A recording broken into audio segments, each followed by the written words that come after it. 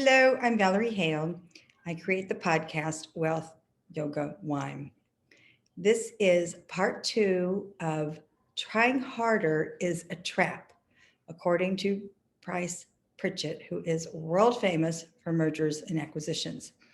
He is even more famous for the book, the philosophy, the practice of U squared, which leads to quantum leaps.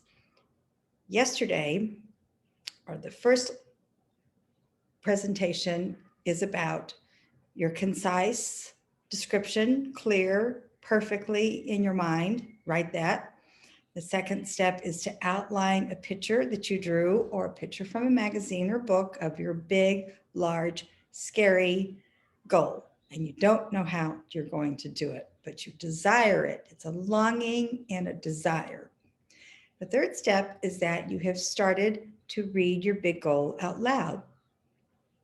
Price teaches us when we're reading our goal out loud, it has to be in the affirmative, which I gave an example of. I am living in Portugal. I live in a seaside village. I have views of the Atlantic Ocean. Now, what you want to do is spend 10 minutes embellishing that.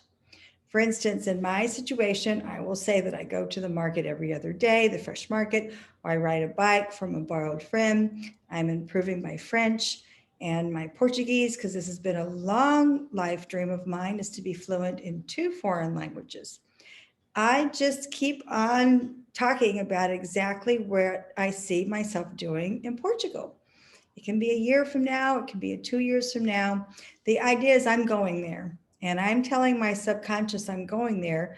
My subconscious is going to tap into all five of your senses. That's why it's important to talk about this out loud to yourself. You don't need to have people around you. This is not what you want. This is a private, big goal, big dream. You are incorporating, you're engaging all of your five senses: taste, smell, touch, hear. That's why it's important to outline your goal at the beginning with your finger, because you're already getting that tactile, that touch feeling going into it. Do that for 10 minutes. Really bring it alive. He says, get emotionally involved.